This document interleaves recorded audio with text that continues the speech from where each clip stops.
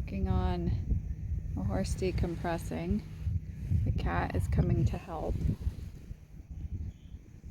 Thought it would be a good time. I had someone post about vision issues and problems that they see in a lot of horses, and this is something that I could go on and on about, but basically a really short synopsis would be many more horses, I believe, in my experiences, have vision issues and ulcers of the eye and damage and all kinds of things going on, moon blindness, all kinds of different things, to where they wind up having these we'll say issues that people want to say is the problem, like bad behavior. Why does that horse always spook at the boulders on the trail, or in the afternoon at the shadows? And people will laugh and giggle and judge and critique, but there's little empathy for what the horse is going through. And I've worked with a lot of blind horses, whether it was one eye or two eyes, and horses can be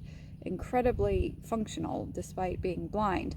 The challenging time is when they're going through the loss of their vision.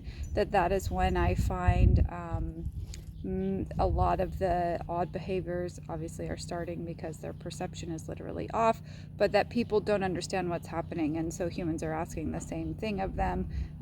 And honestly, it reflects how little specificity most people have with their horses in the communication, because as that horse is losing its vision and it's searching for that guidance and that human isn't offering it, then the horse winds up resorting to usually unwanted behaviors. Some of the telltale signs of things that I've seen where people will say it's bad behavior, but when a horse, and again, I'm not saying that if every horse does this that they have vision issues, just in my personal experience of working with a variety of horses that have had problems, they will tend to kind of split their ears in opposite directions, and they will tend to tilt their head sideways at an angle as they're looking. It's like they're rotating the angle in which the eye closest to the object that they can't really see or decipher.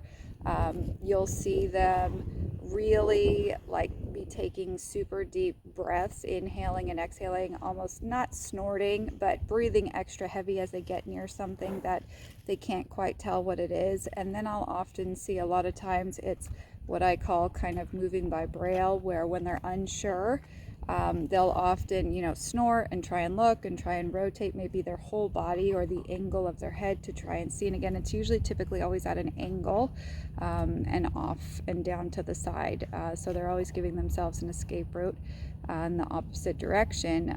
But then they'll kind of reach out and try and touch things with their nose. Now, depending on the horse and depending on their initial confidence level and experiences in life and so on, it gets magnified as far as what their coping or not coping mechanisms are as they're going through these scenarios. But just something to consider, that if you have a horse who's suddenly offering very different behavior and you're not really sure why, and you're trying to help the horse without being critical and judgmental or making fun of him or any of those things that often some of these horses that have physical issues experience, then maybe slow it down. You can even put your phone out and film yourself from afar so that you can watch him or replay it, watching the behaviors as you set maybe different or new things up in an area that he's not fearful of, and watch how he handles them. It's a good and safe way to start to assess feedback.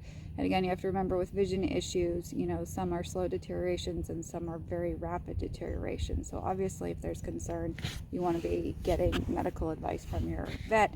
But it's something that I find, even in the case of horses being looked at by professionals, rarely are people considering how often and how much damage a lot of horses have with their eyes and their vision. So anyways, just something to think about.